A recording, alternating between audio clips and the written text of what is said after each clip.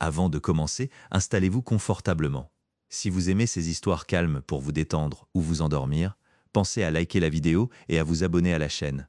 Vous pouvez aussi laisser un petit commentaire, ça aide énormément la chaîne à être recommandée. Et j'adore lire vos retours. Dites-moi d'où vous écoutez et quelle heure il est chez vous. Je vous souhaite une excellente écoute. Ce soir, nous plongeons dans l'histoire longue et dramatique de l'Empire byzantin, cette moitié orientale de Rome qui a refusé de disparaître. Comment un empire, qui n'était au départ que la continuation de Rome, est-il devenu une entité à part entière? Entre mosaïques scintillantes, églises imposantes, intrigues de cours et armées combattant sur tous les fronts, comment Constantinople, ville bâtie entre deux mondes, a-t-elle réussi à perdurer pendant plus de 1000 ans? Comme toujours, j'aimerais savoir d'où vous nous écoutez et quelle heure il est chez vous. Si vous appréciez ces récits, n'hésitez pas à liker et à vous abonner. C'est le moyen le plus simple de soutenir cette chaîne, que vous vous installiez pour dormir ou que vous cherchiez simplement une manière calme de voyager à travers l'histoire. Merci d'être là. Commençons maintenant. Un cavalier franchit la porte dorée, de la boue sur son manteau et un tube de cuir attaché à sa selle. Il dépassa les charrettes et les piétons sur l'artère principale, puis ralentit lorsque la rue se rétrécit et que la foule s'intensifia. La ville sentait le poisson du port, la fumée des feux de cuisine et la sueur des hommes allant des cordes. Il gardait les yeux fixés droit devant lui. À un poste de contrôle extérieur, un garde se mit sur son chemin et leva la main. Le cavalier sortit un seau de plomb du tube et le montra. Le garde y jeta un œil, puis lui fit signe de passer. Le cavalier continua sa route vers le quartier du palais, où des colonnades de marbre encadraient la rue et où des hommes en tunique propre marchaient la tête haute, comme si l'air lui-même exigeait une posture parfaite. À l'intérieur du grand palais, un fonctionnaire prit le tube et l'emporta au-delà des cours où les fontaines coulaient dans des bassins de pierre. Le messager attendit sous un plafond peint pendant que des serviteurs passaient par des portes latérales avec des plateaux de pain et d'olives. Il regarda un clerc presser un stylet dans la cire et copier une ligne. Il observa un autre homme peser des pièces sur une petite balance, puis refermer une boîte en bois d'un geste sec et pratiqué. Le palais fonctionnait sur la routine. Il fonctionnait sur le papier, la cire et les seaux. Il fonctionnait sur le mouvement régulier des ordres d'une pièce à l'autre. Puis, le tube atteignit une chambre intérieure et la routine changea. Un homme au visage étroit brisa le seau et lut rapidement. Il se retourna et franchit une porte sans demander de permission. L'empereur Zénon était assis avec quelques conseillers, une carte étalée sur une table. La carte montrait la mer, les longs littoraux et les anciens noms qui comptaient encore à Constantinople. Un serviteur versa de l'eau dans une coupe et recula. Le fonctionnaire s'inclina et remit le message. Zénon le prit sans cérémonie. Il lut et sa bouche se crispa. La cour d'Occident en Italie était tombée. Le jeune empereur Romulus Augustule avait été déposé. L'homme qui l'avait évincé, Odoacre, envoyait les insignes impériaux vers l'est. Les vieux symboles étaient en route pour Constantinople, enveloppés dans du tissu et gardés comme un trésor. Le silence s'installa dans la pièce pendant que Zénon relisait, comme si une seconde lecture pouvait modifier l'encre. Il posa le message et regarda les hommes autour de lui. Ils n'étaient pas surpris par la violence. Ils étaient surpris par la finalité. Depuis un siècle, l'Occident ne tenait que par l'urgence et l'improvisation. Des généraux levaient des armées avec des promesses. Les empereurs allaient et venaient en quelques mois. Les villes payaient des rançons pour éviter les sacs. Désormais, l'Occident n'avait plus d'empereur du tout et l'acte final arrivait avec la politesse soignée d'une livraison de colis. Zénon tapota la table d'un doigt, d'un mouvement lent et régulier, et parla de titres, de légitimité et du poids de ses insignes alors rêvés. Il ne haussa pas la voix. Il n'en avait pas besoin. Le message disait une chose claire. Constantinople détenait désormais seule la fonction impériale. À l'extérieur des murs du palais, la ville continuait de bouger. Les grues du port grinçaient. Les débardeurs juraient en faisant rouler des barils de vin et d'huile.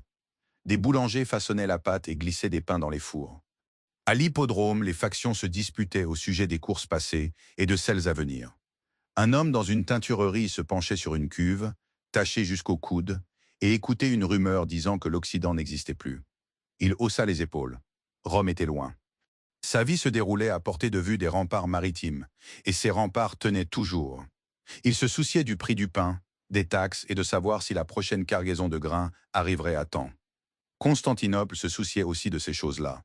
C'était l'une des raisons de sa survie. La ville récompensait les hommes qui tenaient des listes, comptaient les sacs et scellaient les portes. Zénon avait d'autres problèmes qui n'attendaient pas les nouvelles d'Italie. Il avait des ennemis au sein de sa propre cour et des ennemis aux frontières. Il avait des soldats qui attendaient leur solde et des généraux qui attendaient des promotions. Il devait gérer les querelles religieuses qui soulevaient les foules plus vite que n'importe quel décret fiscal. Il avait aussi une question très pratique concernant l'Italie. Odoacre y régnait en tant que roi. Il tenait l'armée, il tenait Rome, il tenait aussi la loyauté des hommes qui servaient autrefois les fonctionnaires impériaux. Zénon pouvait envoyer une expédition, mais cela coûterait des navires, de l'or et des vies. Zénon pouvait envoyer une lettre, et cela ne coûterait que de l'encre.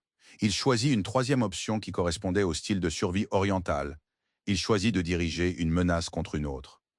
Au nord et à l'ouest, Théodoric dirigeait les Ostrogoths.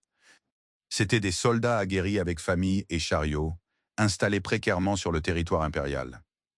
Ils étaient des alliés nominaux, payés avec des terres et des promesses, et ils se comportaient comme des hommes qui en attendaient davantage. Théodoric voulait un royaume. Il voulait de la légitimité.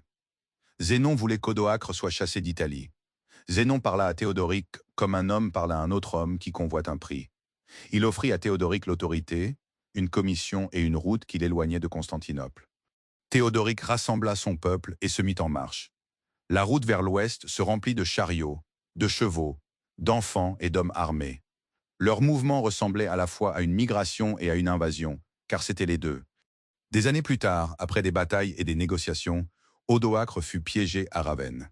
Il se rendit selon les termes d'un accord. Puis Théodoric le tua lors d'un banquet.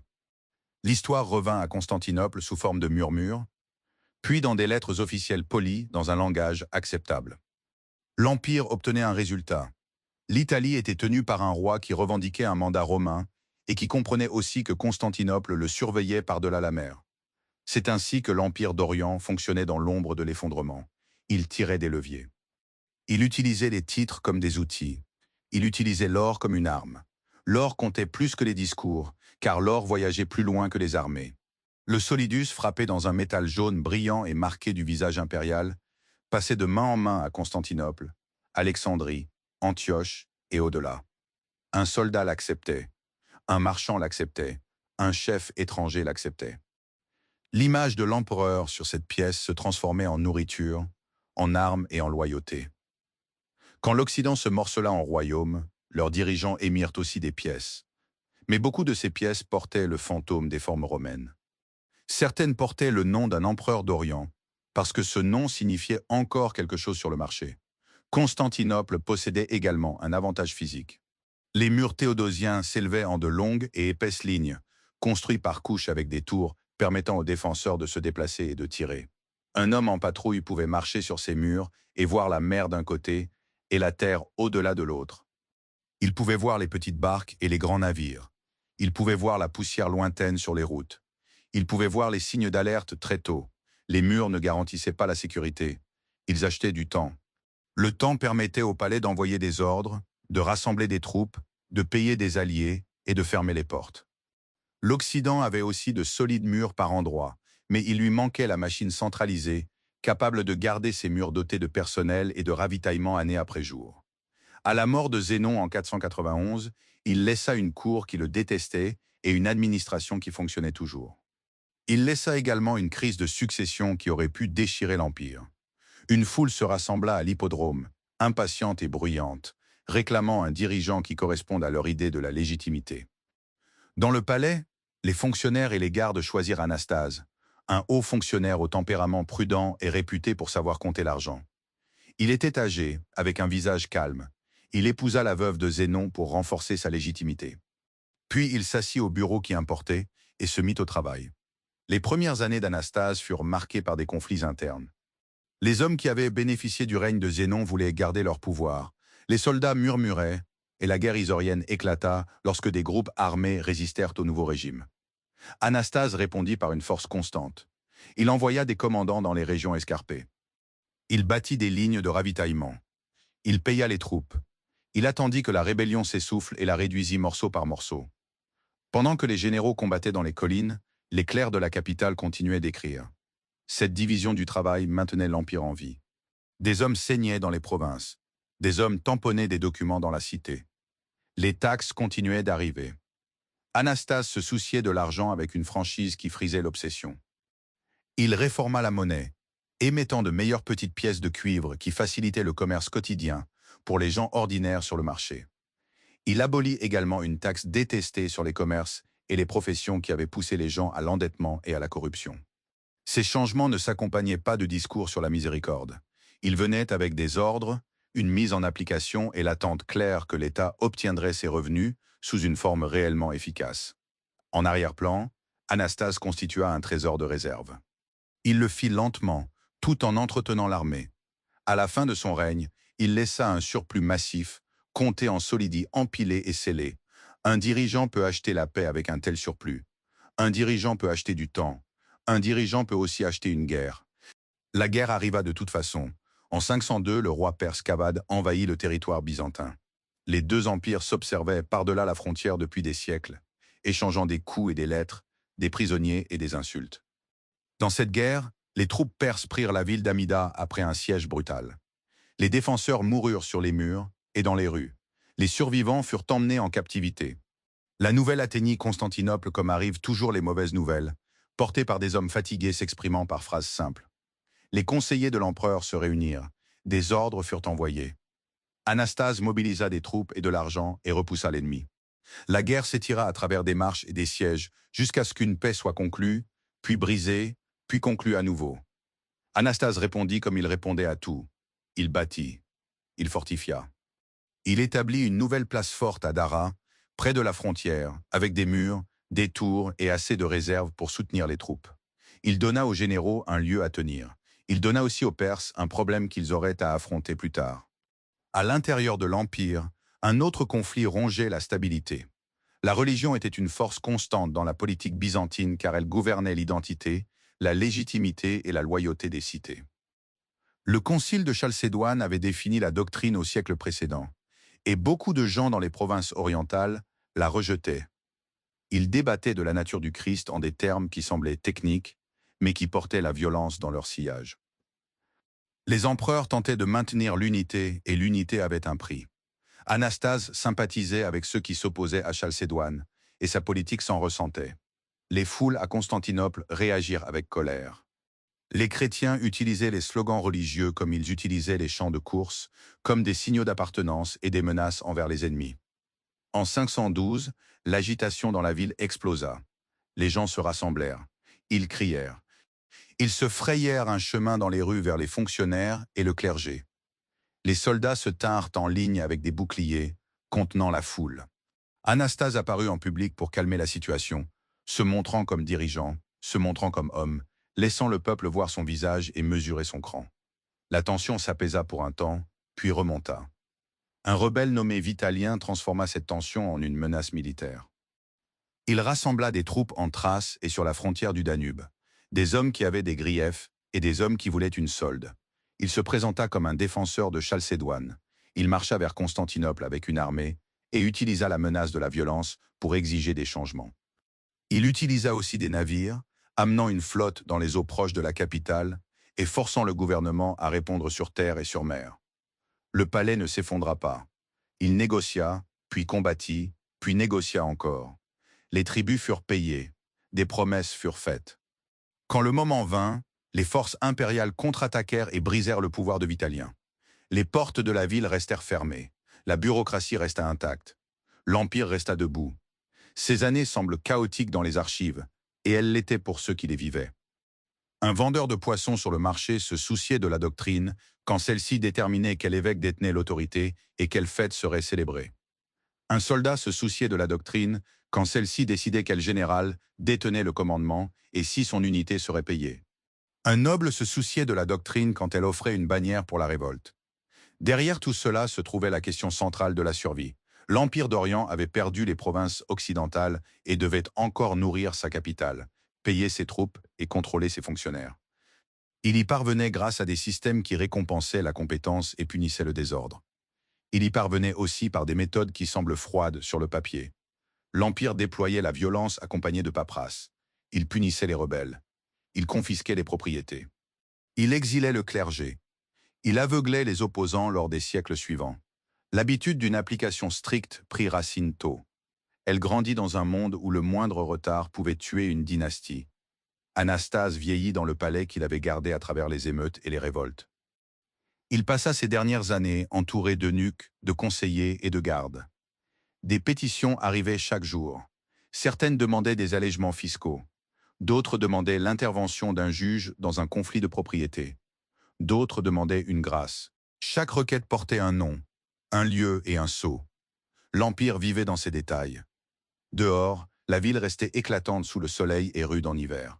Les gens marchaient sur les rues de pierre et transportaient de l'eau dans des jarres. Ils priaient dans des églises remplies de la fumée des lampes. Ils regardaient les courses à l'hippodrome et se disputaient au sujet des conducteurs et des couleurs. Ils attendaient les navires transportant le grain. Ils regardaient les ambassadeurs étrangers défiler dans la ville dans leurs vêtements brodés et évaluaient les cadeaux qu'ils apportaient. Constantinople fonctionnait toujours comme une capitale, car elle restait au centre du commerce, du droit et du commandement. Même avec le danger à chaque frontière, la ville offrait une sécurité qui attirait les gens. En 518, Anastase mourut. Le palais ne tomba pas dans un chaos immédiat. Les gardes sécurisèrent les portes. Les fonctionnaires se réunirent. La question de la succession se posa à nouveau, urgente et pratique. L'homme qui émergea comme empereur fut Justine, un vieux soldat d'origine humble qui avait gravi les échelons de la garde. Il comprenait l'armée. Il comprenait ce que signifiait un coffre de paye pour la loyauté. Il avait aussi un neveu nommé Justinien qui observait de près, apprenait vite et gardait ses propres conseils. Dans les couloirs du palais, les hommes parlaient de continuité et de stabilité. Dans les casernes, les soldats guettaient les nouvelles de bonus et de commandement. Dans les églises, le clergé guettait des signes de changement doctrinal. L'Empire romain d'Orient passait à sa phase suivante, avec les mêmes outils qu'il avait utilisés pour survivre à l'effondrement de l'Occident, de l'or, des murs, de la paperasse et des choix impitoyables faits dans le silence des chambres. Un clerc posa une pile de pétitions sur une table du Grand Palais et plaça une feuille de parchemin neuve par-dessus. Il trempa sa plume, écrivit une date, puis s'arrêta au bruit de pas dans le couloir. Justinien entra, suivi de 2 gardes et d'un petit groupe de conseillers à son épaule. Il passa devant la table sans regarder les pétitions. Il se dirigea droit vers une carte étalée sur une seconde table, maintenue au coin par des pots en bronze. La carte montrait les côtes et les ports, l'Adriatique, l'Afrique du Nord et la longue courbe de la frontière orientale. Justinien pointa l'Italie de 2 doigts et demanda un rapport. Un général répondit par phrases courtes au sujet des navires, des provisions et de l'état des troupes dans les Balkans. Un autre homme parla du trésor. Justinien écouta et demanda des chiffres. Il gardait la voix basse. Il utilisait des mots simples. Il se comportait comme un homme qui s'attendait à l'obéissance. Dans l'embrasure de la porte derrière lui, l'impératrice Théodora arriva et se tint les mains croisées, observant les hommes dans la pièce. Ses bijoux accrochaient la lumière des lampes à huile.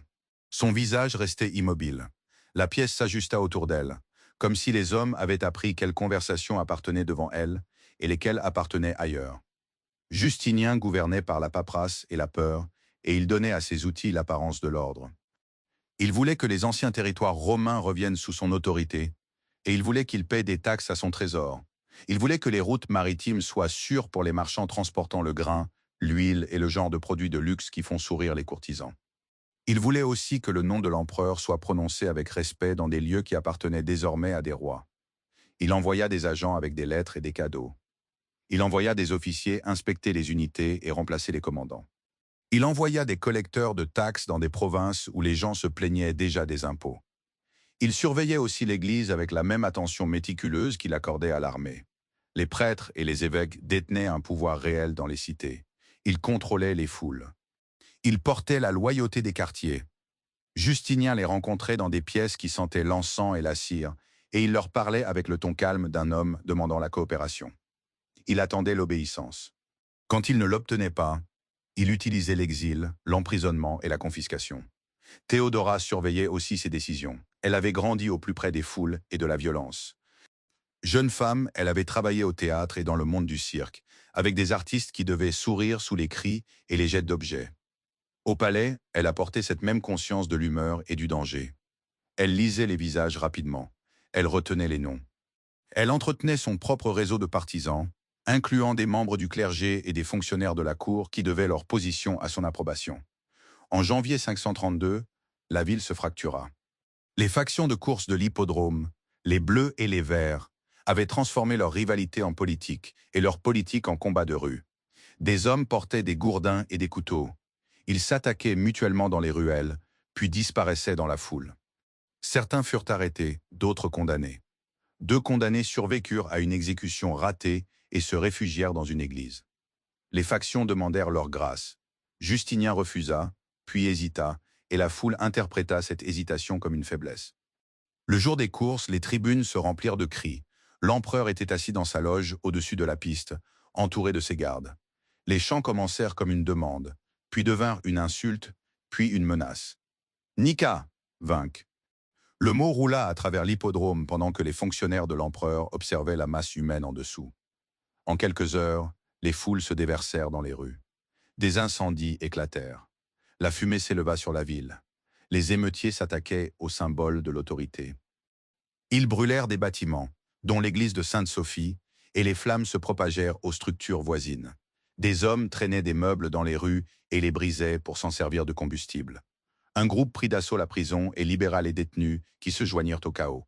Un autre groupe scandait le nom d'un prétendant rival au trône et se déplaçait dans la ville comme une colonne en marche, recrutant de plus en plus d'hommes sur son passage. Justinien se retira dans le complexe du palais alors que le bruit s'intensifiait devant les portes. À l'intérieur, les conseillers débattaient d'une voix tendue. Certains préconisaient la fuite vers le port où un navire pourrait emmener l'empereur de l'autre côté du Bosphore. Justinien écoutait. Il semblait fatigué. Théodora s'avança et parla d'une voix plate et directe qui laissait peu de place au débat. Elle dit qu'elle resterait. Elle dit qu'elle ferait face à ce qui arriverait dans la ville. Ces mots saisirent l'Assemblée car tout le monde comprenait l'alternative. La fuite signifiait la guerre civile et une mort probable plus tard. Justinien donna des ordres. Bélisaire et Mundus rassemblèrent des troupes, incluant des gardes et des soldats loyaux. Ils préparèrent une attaque par les entrées de l'hippodrome, alors que la foule pensait encore détenir le pouvoir. Les soldats entrèrent et descendirent les allées en formation serrée. Ils tuèrent les hommes là où ils étaient assis. Ils tuèrent ceux qui tentaient de franchir les murs. Ils tuèrent ceux qui couraient vers les sorties. À la fin de la journée, la piste et les tribunes n'étaient que cadavres, sang et bancs brisés. Justinien garda le trône. La ville compta ses morts. Le lendemain matin, les gens marchèrent dans les rues brûlées, enjambant les poutres calcinées et les tuiles tombées. Les marchands ouvrirent leurs boutiques avec des traces de fumée encore sur les volets. Les hommes d'autorité marchaient sous escorte. Tout le monde avait appris les limites de la colère publique. Justinien traita la destruction comme une opportunité de reconstruire la ville d'une manière qui affichait son contrôle. Il ordonna qu'une nouvelle Sainte-Sophie s'élève là où l'église brûlée s'était tenue. Il engagea Antémius de Tralles et Isidore de Milet, des hommes qui comprenaient la géométrie et les matériaux, et il leur donna de l'argent et de la main-d'œuvre. Des équipes de travail arrivèrent de tout l'Empire. Elles allèrent des blocs de pierre et mélangèrent du mortier. Elles apportèrent des colonnes de marbre d'anciens temples et bâtiments. Des navires déchargèrent des cargaisons de briques et de bois de charpente. Les hommes criaient des ordres. Les ingénieurs mesuraient et remesuraient. Les chantiers restaient bruyants de l'aube au crépuscule. Justinien visitait les lieux. Il regardait le dôme prendre forme, tandis que les maçons posaient les briques en assises courbes. Il se tenait avec les fonctionnaires, alors que les mosaïques d'or et de verre étaient transportées à l'intérieur. Il ordonna également un projet juridique qui comptait autant que n'importe quelle église. Il chargea Tribonien d'une commission pour collecter et organiser des siècles de droit romain. Des scribes copièrent de vieux textes dans des pièces imprégnées de l'odeur de l'encre et du parchemin gratté. Ils débattirent des formulations. Ils comparèrent les versions et biffèrent des lignes. Ils produisirent des volumes qui pourraient être cités au tribunal, utilisés par les administrateurs et enseignés aux étudiants. Justinien s'attendait à ce que la loi porte son autorité dans des lieux qu'il ne verrait jamais. Un gouverneur en Syrie pourrait faire appliquer un contrat sous le code de Justinien. Un juge en Égypte pourrait trancher un différend en utilisant les mêmes principes. L'Empire gagnait un outil qui fonctionnait silencieusement, jour après jour. La guerre restait l'acte principal. Justinien observait les royaumes occidentaux avec intérêt et patience. L'Afrique du Nord, autrefois le grenier de Rome, appartenait désormais aux Vandales, une classe dirigeante avec sa propre cour, ses propres églises et une flotte qui menaçait le commerce maritime. L'Italie appartenait aux Ostrogoths, qui maintenaient l'administration romaine tout en détenant le pouvoir militaire. Justinien y vit une opportunité. Il bâtit un dossier pour une intervention par un mélange de diplomatie et de revendications juridiques. Quand le moment vint, Il donna l'ordre. En 533, Bélisaire fit voile avec une flotte et une armée vers l'Afrique. Les navires transportaient des soldats, des chevaux, des armes et des barils d'eau. Ils transportaient des gréements de rechange et du grain. Ils transportaient des scribes qui tenaient des listes et des officiers qui faisaient respecter la discipline. Bélisaire débarqua près de Caput Vada et marcha le long de la côte vers Carthage. Le roi vandale Gélimer se porta à sa rencontre. Le premier choc majeur eut lieu près d'un endroit appelé l'Ad Decimum. Le combat resta confus, des unités perdant le contact et des commandants tentant de rassembler les hommes dans la poussière et les cris. Bélisaire garda le contrôle assez longtemps pour profiter des erreurs vandales. Ses troupes percèrent et les vandales reculèrent. Bélisaire entra dans Carthage et ordonna à ses hommes de rester disciplinés. Il posta des gardes. Il punit le pillage. Il comprenait qu'une ville pouvait se retourner rapidement contre un occupant lorsque les soldats agissaient comme des voleurs. La bataille suivante à Tricamarum brisa l'armée vandale. Gélimer s'enfuit puis se rendit. Il fut emmené plus tard à Constantinople et défila lors d'un triomphe. Un roi captif marchant sous bonne garde, sous les yeux de la foule. Justinien gagna l'Afrique et les revenus fiscaux qui l'accompagnaient. Il gagna aussi un modèle de conquête. Utiliser un commandant habile, maintenir la discipline, agir vite et présenter le résultat comme une restauration. L'Italie prit plus de temps et coûta plus cher. Les premiers mouvements semblèrent faciles. Bélisaire prit la Sicile, puis traversa vers le continent. Il prit Naples après un siège difficile et entra dans Rome. La ville de Rome portait encore une valeur symbolique, et Justinien la voulait sous son nom. La cour gothique répondit par la force. Ils assiégèrent Rome. Bélisaire tint les murs, répara les brèches et fit entrer des provisions dans la ville sous pression. Le combat s'étira pendant des mois de faim, de maladie et d'escarmouches constantes devant les portes. À Rome, les gens mouraient de blessures et de maladies. Les animaux mouraient aussi. Les rues s'emplissaient de l'odeur des détritus. Quand le siège fut levé, la guerre continua par des marches et des contre-marches à travers une campagne dévastée. Justinien ordonna des renforts et exigea des résultats. Il surveillait aussi un autre front. En 540, le roi perse Khosrô traversa la frontière et prit Antioche, l'une des grandes cités de l'Orient. Les troupes perses pillèrent et emmenèrent des captifs. Justinien fit face à une décision. Il avait versé des ressources en Italie, et maintenant ces provinces orientales subissaient une attaque directe. Il négocia avec Khosrô, utilisant des paiements pour acheter du temps, puis tenta de gérer les deux guerres à la fois. Cet équilibre dépendait de l'argent, et l'argent venait des taxes. Les collecteurs d'impôts poussèrent plus fort. Les fonctionnaires cherchèrent les arriérés. Des villages qui avaient survécu aux conflits précédents faisaient maintenant face à des exigences soutenues par les soldats. Les gens payaient quand ils le pouvaient, cachaient du grain quand ils le pouvaient, soudoyaient les fonctionnaires quand ils le pouvaient. En 541 et 542, un autre désastre arriva par bateau. Les premiers cas apparurent dans la capitale, puis se propagèrent.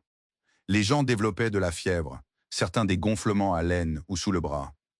Beaucoup mouraient en quelques jours. Les routines normales de la ville s'effondrèrent. Les familles restaient enfermées. Les travailleurs abandonnaient leurs postes. Les cadavres gisaient dans les maisons car les parents craignaient de les toucher. Le gouvernement tenta de répondre. Les fonctionnaires organisèrent des équipes d'inhumation. Ils creusèrent des fosses et les remplirent rapidement. Ils utilisèrent des charrettes pour transporter les corps. Ils recrutèrent des hommes par des paiements et des menaces. Les prêtres accomplissaient des rites sur des rangées de morts avec peu de temps entre les prières. Justinien lui-même tomba malade. Les gardes restreignirent l'accès aux chambres du palais. Les conseillers attendaient dans les couloirs des nouvelles. Théodora resta présente et alerte, parlant aux fonctionnaires, maintenant la chaîne de commandement en fonction. Justinien survécut. Beaucoup de citadins ne survécurent pas. Quand les décès ralentirent, Constantinople resta marquée. Certains magasins n'ouvrirent jamais. Certains quartiers perdirent des foyers entiers. L'État exigeait toujours des taxes, mais la population avait diminué. Ce décalage créa une pression qui ne s'apaisa jamais complètement. Les dernières années du règne de Justinien portèrent à la fois des victoires et des conséquences. En Italie, la guerre gothique reprit sous un chef capable nommé Totila, qui reprit des villes et menaça les positions romaines. Justinien rappela Bélisaire, puis l'envoya à nouveau, puis le remplaça, cherchant des résultats par les hommes comme si changer un individu pouvait changer la structure du problème. Finalement, il envoya Narsès avec une force plus importante et un mandat clair.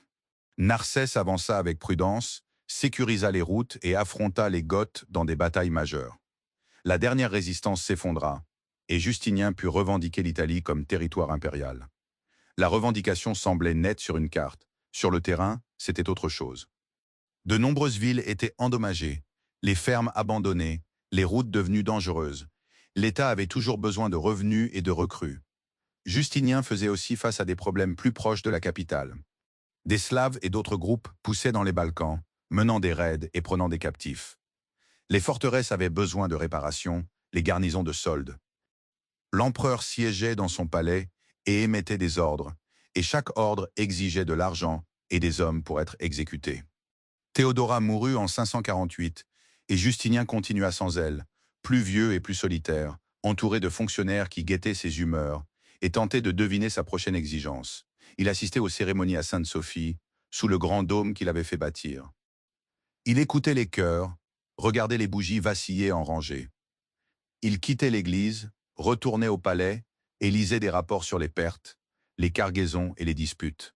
L'empire sous Justinien semblait immense et contrôlé depuis la capitale, mais il dépendait aussi d'une pression constante exercée par le haut. À sa mort en 565, le trésor avait été vidé par la guerre et la reconstruction. La population avait souffert de la peste, et les frontières exigeaient plus de soldats que l'État ne pouvait confortablement en fournir. Ses successeurs héritèrent de territoires restaurés et d'une série de factures qui ne cessaient d'arriver. L'homme qui apporta la nouvelle de la mort de Justinien marcha dans les couloirs du palais, un morceau de parchemin plié contre sa poitrine. Les gardes à la porte jetèrent un œil au sceau et s'écartèrent. À l'intérieur, Justine II se tenait près d'une fenêtre, regardant les toits de tuiles et la ligne des remparts maritimes au-delà. Il se tourna quand le courrier entra, prit le message, le lut et le remit à un fonctionnaire de la cour sans un mot. Quelques minutes plus tard, des serviteurs apportèrent des tablettes de cire, de l'encre et du parchemin propre. Un clerc tailla une plume de roseau avec un petit couteau et attendit le premier ordre dicté. Justinien avait laissé derrière lui du marbre, des livres de loi et une longue liste d'ennemis qui mesuraient l'Empire par sa frontière la plus faible. Justine II hérita de tout cela en une matinée. L'Empire possédait encore l'Italie, l'Afrique et une partie de l'Espagne sur le papier. L'Empire avait aussi des pièces vides, là où les registres fiscaux étaient autrefois soignés et prévisibles.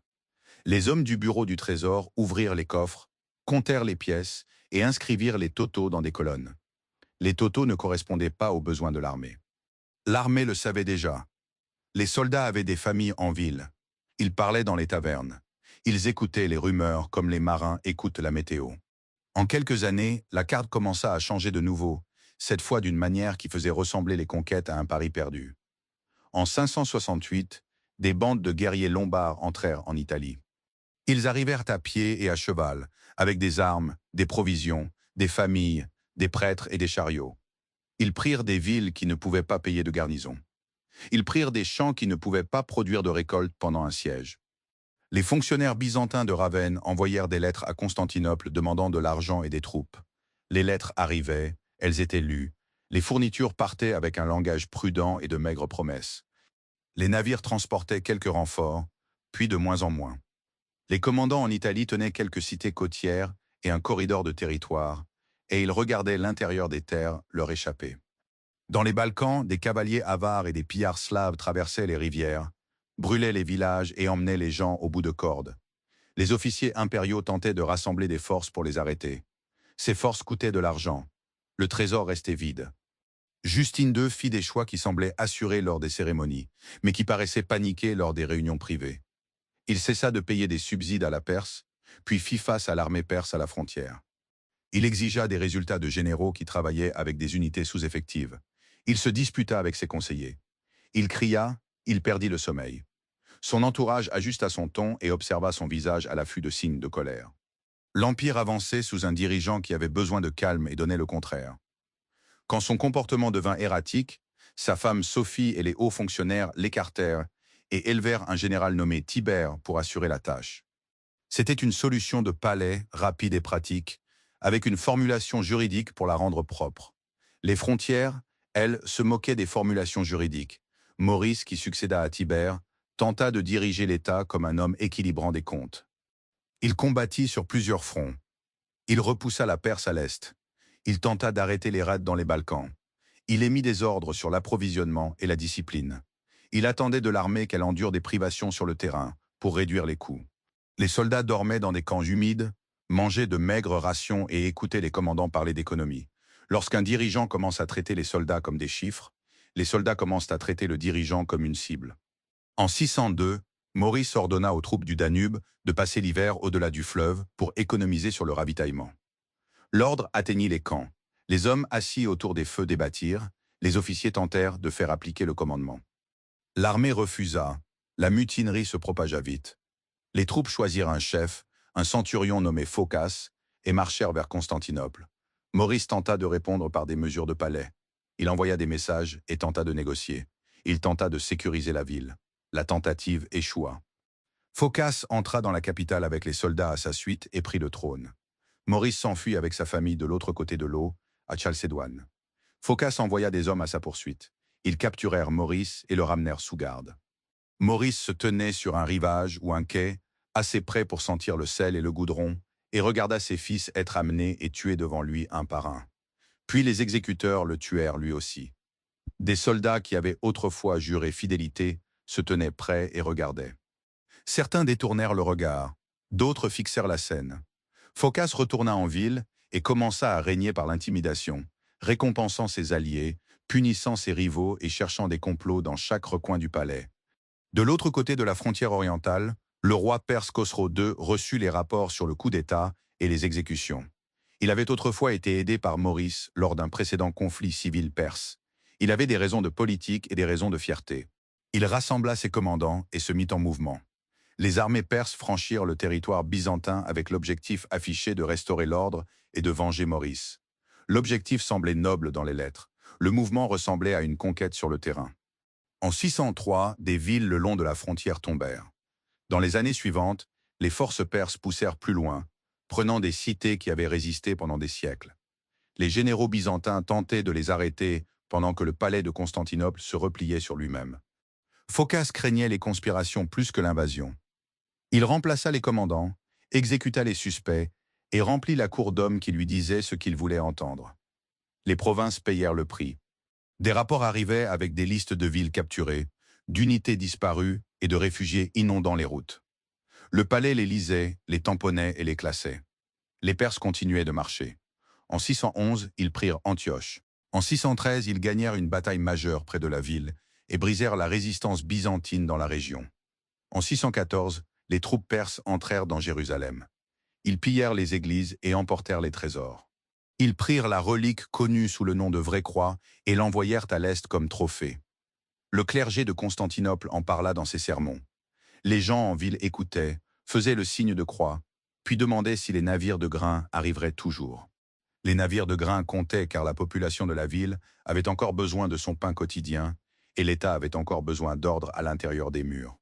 En 619, les forces perses entrèrent en Égypte. Ils prirent Alexandrie. Ils s'emparèrent de la province qui fournissait depuis longtemps le grain à la capitale. Les marchands de Constantinople virent les prix monter. Les fonctionnaires des greniers recalculèrent les rations. Les soldats aux portes surveillèrent la foule plus attentivement. En 610, alors que les armées perses avançaient, une autre flotte entra dans le port de Constantinople. Héraclius arrivait d'Afrique avec des navires et des soldats, soutenu par l'élite locale de Carthage qui avait décidé que Phocas détruirait l'Empire s'il restait au pouvoir. La flotte jeta l'ancre. Des hommes en armure descendirent sur les docks. La foule se rassembla. La garde de la ville évalua la situation et choisit son camp. À l'intérieur du palais, Phocas tenta de rallier des soutiens. Il échoua. Les partisans d'Héraclius saisirent Phocas, le traînèrent sur une place publique et le tuèrent. Le nouvel empereur commença son règne avec du sang dans les rues et une liste de problèmes capables de remplir une pièce. Héraclius tint des réunions qui duraient jusque tard dans la nuit. Il parla avec les fonctionnaires du trésor, il parla avec les généraux, il parla avec le clergé, incluant le patriarche, qui détenait l'influence sur la population et l'accès aux richesses de l'Église. Les conversations produisirent des décisions qui semblaient extrêmes, mais nécessaires. L'État avait besoin d'argent pour payer les troupes. Héraclius autorisa l'utilisation de l'argenterie et des fonds de l'Église pour l'effort de guerre. Le clergé coopéra, les fonctionnaires collectèrent ce qu'ils purent. Des ouvriers firent fondre les objets dans des fourneaux et versèrent le métal dans des moules. Des scribes notèrent les poids et les totaux.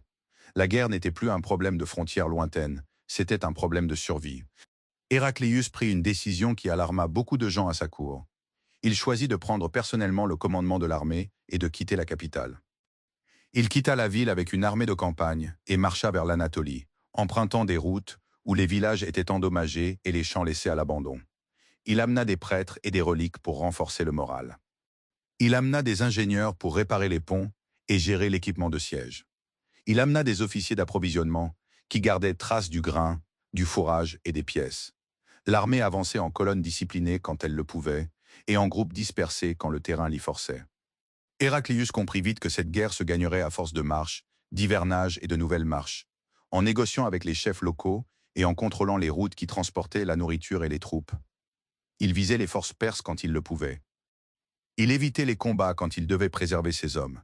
Il travailla aussi par le biais d'alliances. Il communiqua avec des groupes turcs au nord du Caucase et proposa des paiements et un statut en échange d'une pression sur les flancs de la Perse. Ces lettres voyageaient par courrier à travers les montagnes et les zones hostiles. Certains courriers arrivèrent, d'autres disparurent. La campagne continua malgré tout. En 626, pendant qu'Héraclius combattait à l'est, la capitale affronta sa propre crise. Les Avars marchèrent vers Constantinople avec une force massive, amenant du matériel de siège et des bateaux slaves alliés. Les troupes perses atteignirent la rive asiatique de l'autre côté du Bosphore et attendirent. Elles étaient incapables de traverser car la marine byzantine contrôlait les eaux. La ville se prépara. Les portes furent sécurisées. Les murs furent armés. Des stocks de flèches et de pierres furent mis en place. Des femmes apportaient de l'eau aux défenseurs. Des prêtres marchaient le long des sections de murs avec des icônes portées haut, et les soldats les regardaient impasser. À l'extérieur des murs, les Avars attaquèrent.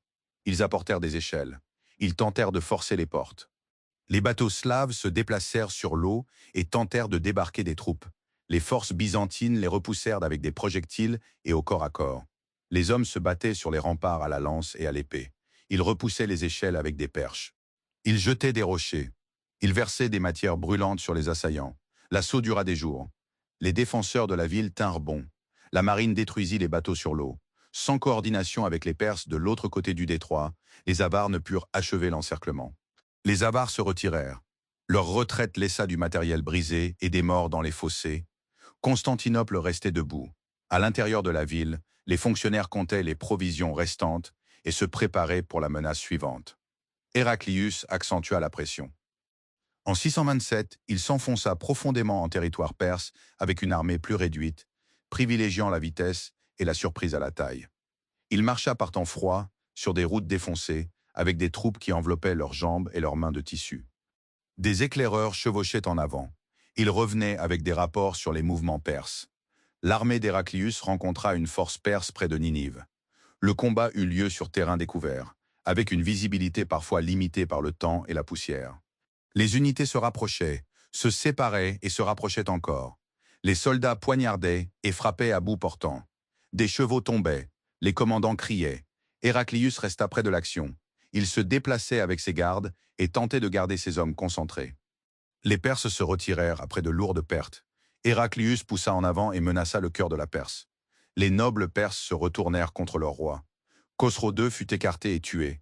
La nouvelle direction perse ouvrit des négociations. En 628, les termes furent conclus.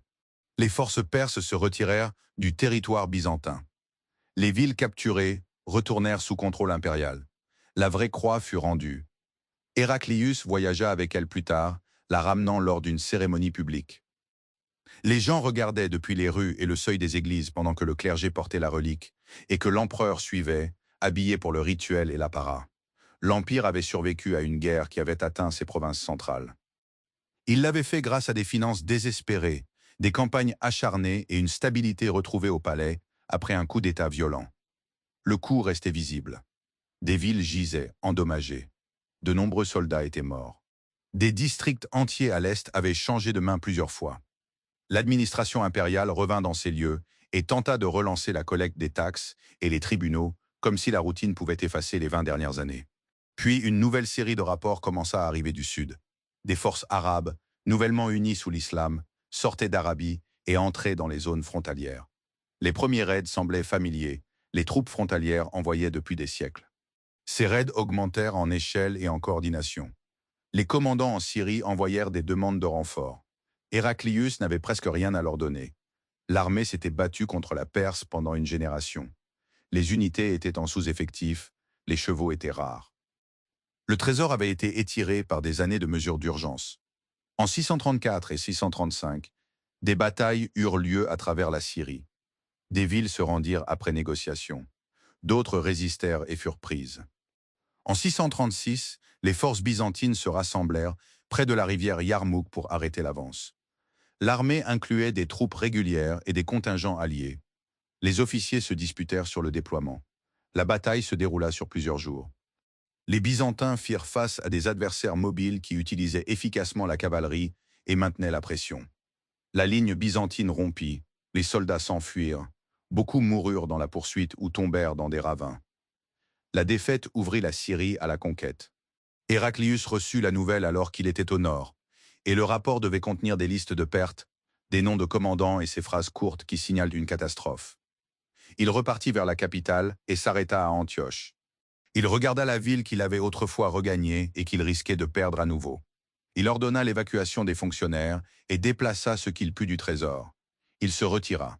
Jérusalem tomba après un siège et une négociation en 637. L'Égypte suivit. Les forces byzantines tentèrent de défendre les routes du Nil et les points fortifiés, mais la province tomba par étapes.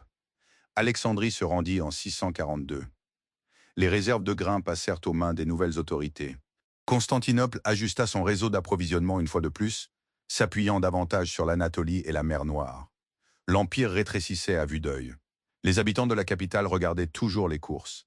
La bureaucratie écrivait toujours des lettres. Le palais tenait toujours des cérémonies.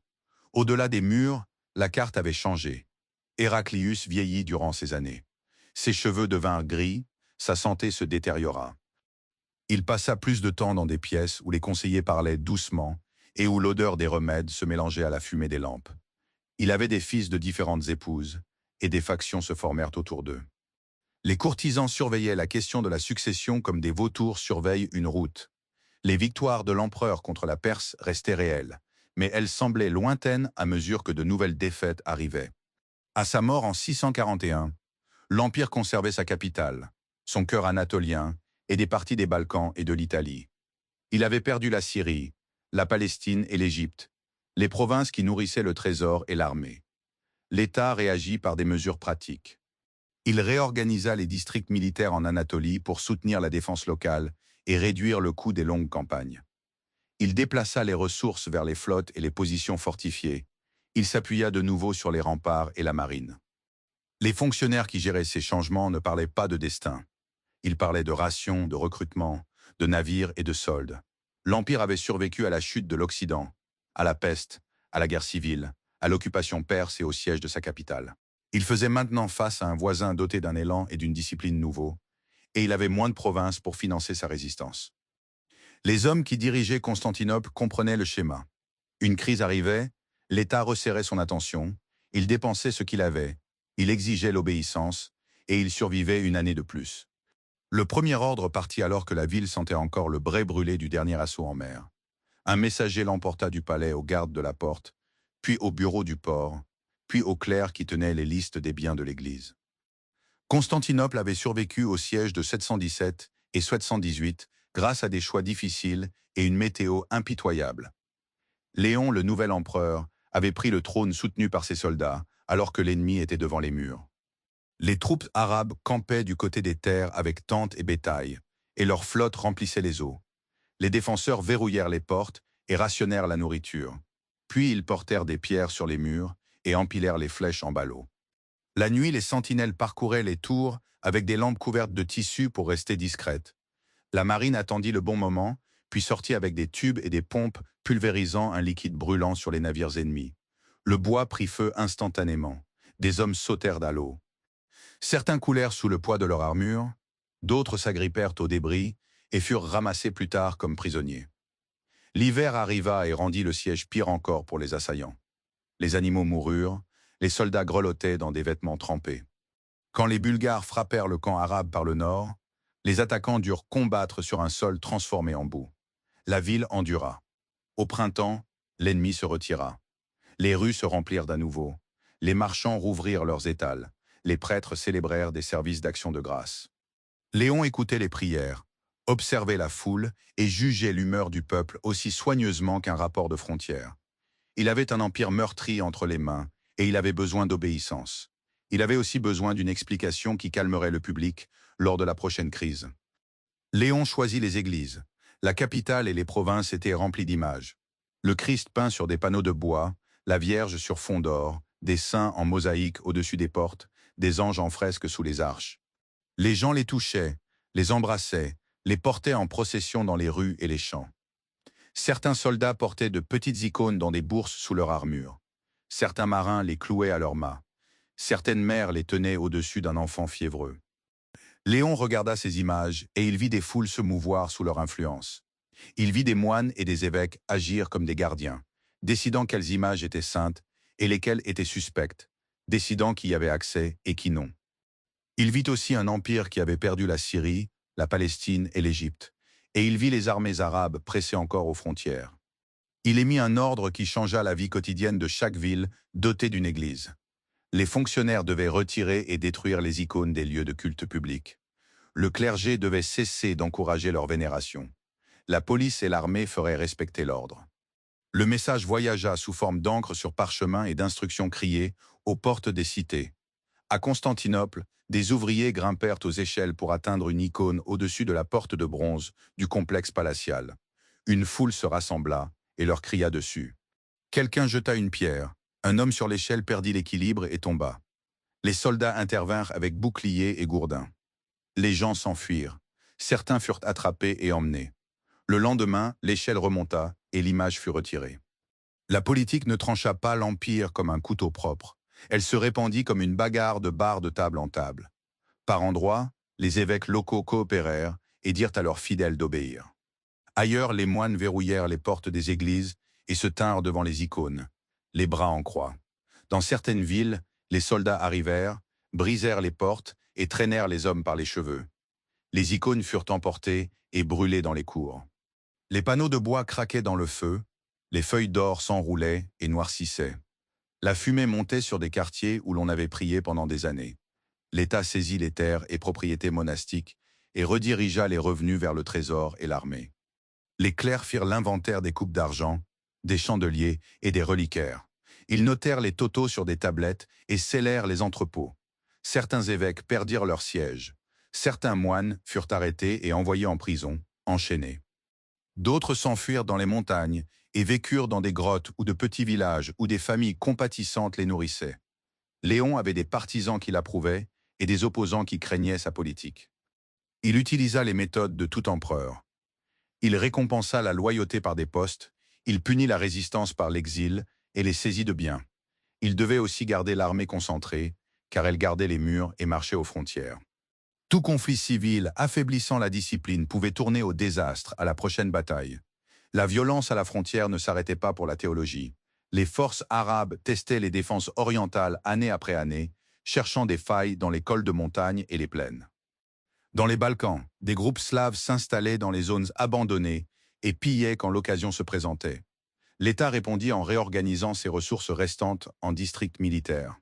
Les fermiers d'Anatolie furent liés à la terre et à des obligations de service. Les officiers de ces districts géraient la défense locale et fournissaient des troupes quand l'empereur appelait. Des hommes qui voyageaient autrefois loin, avec des armées expéditionnaires, gardaient maintenant les vallées proches de chez eux. Le système améliora la survie. Il donna aussi plus de pouvoir aux commandants locaux et rendit la politique interne plus tranchante. Un empereur avait besoin de la loyauté de ses commandants et de celle de leurs soldats. Léon manipula le système avec soin et suspicion. Il choisit des hommes fiables. Il surveilla les ambitions.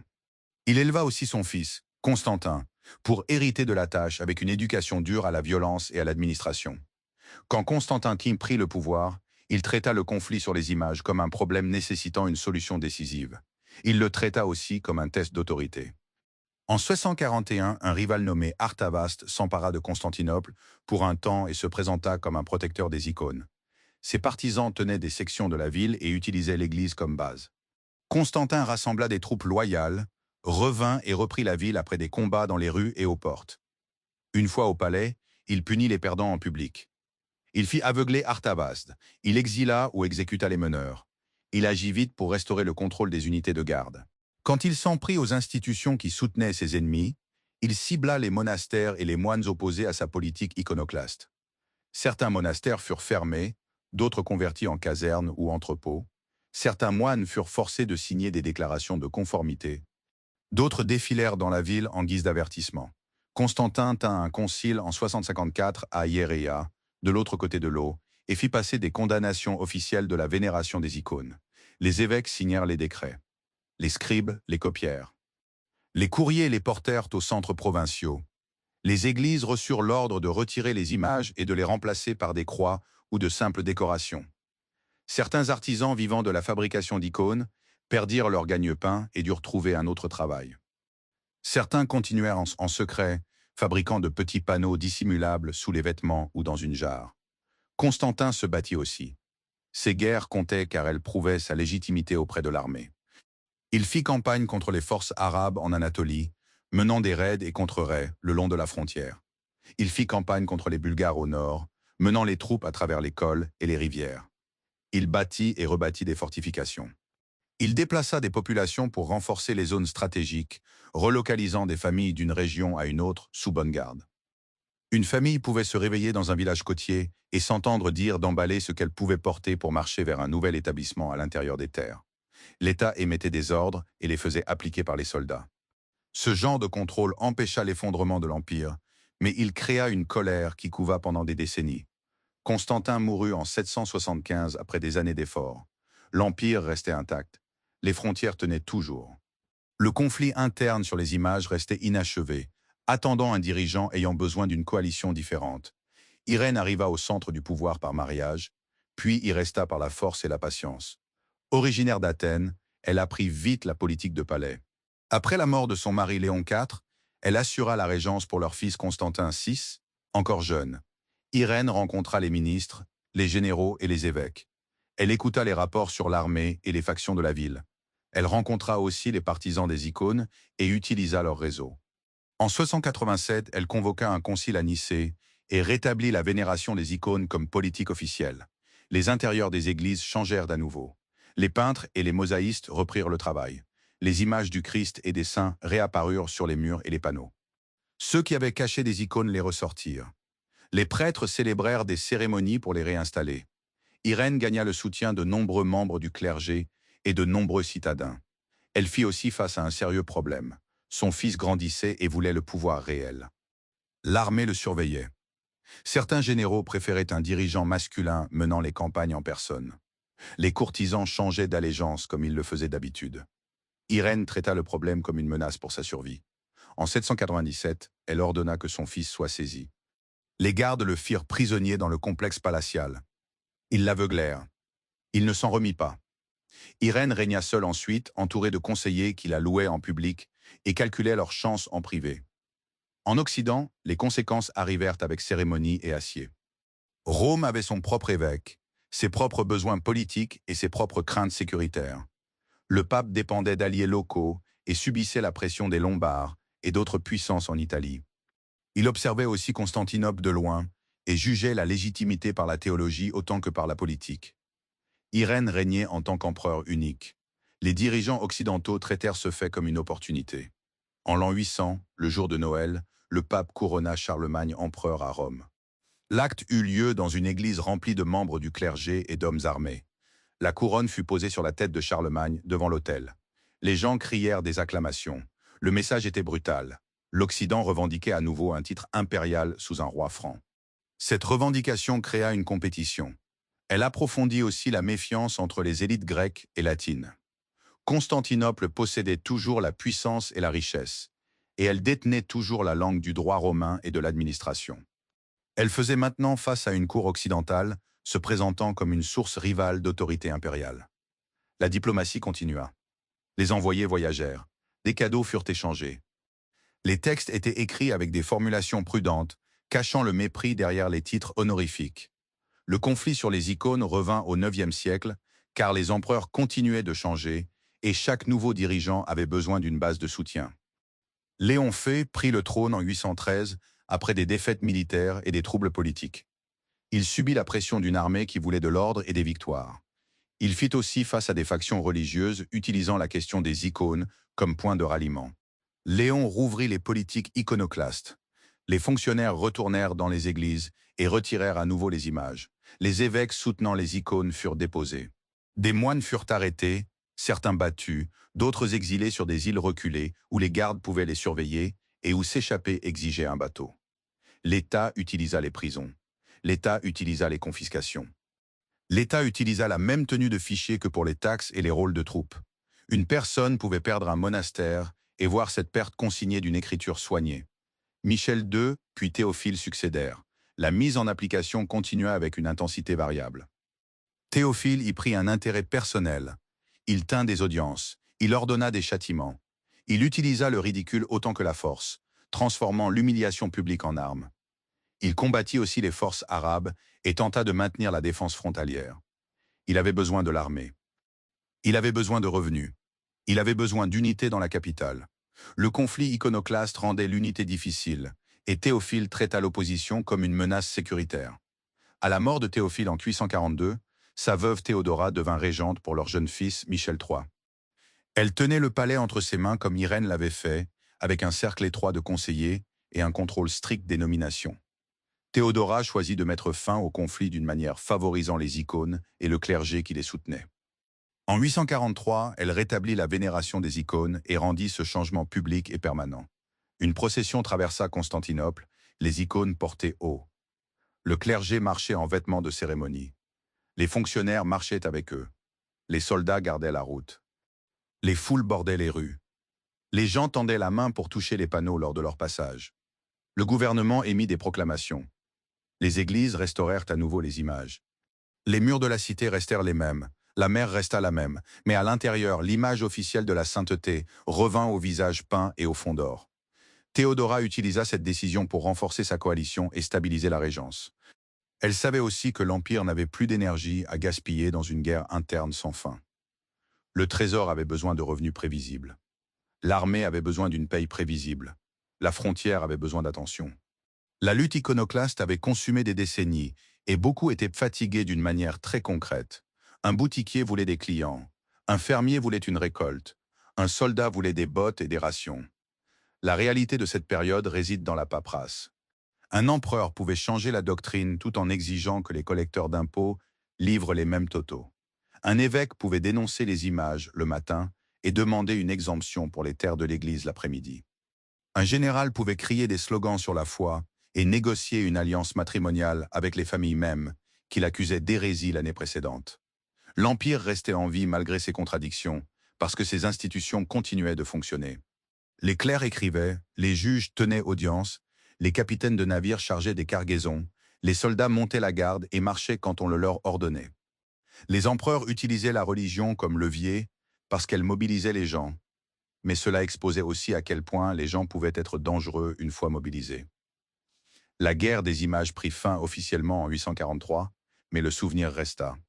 Il resta dans les cicatrices sur les portes des monastères, dans les mosaïques manquantes qui ne furent jamais remplacées, dans les histoires de famille sur un grand-père parti en exil, et dans la longue habitude de voir le palais comme un lieu où la doctrine pouvait changer avec un nouveau dirigeant.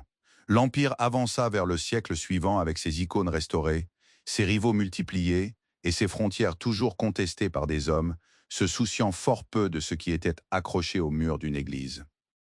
Un seau de bronze frappa une table en bois dans un bureau provincial à Andrinople, et le clerc tressaillit comme si le métal avait heurté ses propres articulations. Le messager qui l'avait livré se tenait debout, la poussière sur ses bottes et une lanière déchirée sur sa sacoche. Il venait de Constantinople. La tablette de cire qu'il portait contenait des ordres concernant les terres, les soldats et les taxes, écrits d'une main soignée signifiant que quelqu'un dans la capitale attendait l'obéissance sans discussion. Le clerc lut les lignes, puis appela un assistant pour sortir les registres d'une étagère. Les registres sentaient l'encre ancienne et la fumée des lampes. Les noms remplissaient les pages en colonnes serrées. Champs, vignobles, bœufs, décompte des foyers. L'obligation de service d'un soldat côtoyait la superficie d'un fermier, comme si l'État pouvait mesurer les deux avec la même règle. À l'extérieur du bureau, des hommes en tunique de laine transportaient des sacs de grains vers un entrepôt sous bonne garde. L'Empire reconstruisait sa force par des moyens qui semblaient ternes de loin mais qui étaient tranchants de près. Chaque sac de grains signifiait de la nourriture pour une garnison. Chaque garnison signifiait une porte gardée fermée au bon moment. Chaque ligne d'un registre signifiait une revendication soutenue par des hommes armés. À Constantinople, les couloirs du palais s'emplissaient chaque matin de fonctionnaires portant tablettes et ballots de parchemin. Des eunuques passaient entre les portes, des clés à la ceinture. Des généraux attendaient dans les antichambres, leurs casques sous le bras. Des évêques arrivaient avec leur suite et une odeur d'encens sur leurs vêtements. La dynastie macédonienne tenait le trône et la cité fonctionnait avec une confiance visible dans les moindres détails. Dans le plâtre frais sur les murs, dans les patrouilles maintenant l'ordre sur les marchés, dans l'arrivée régulière des navires apportant le grain et l'huile. L'Empire avait survécu aux longs siècles de pertes et s'était adapté.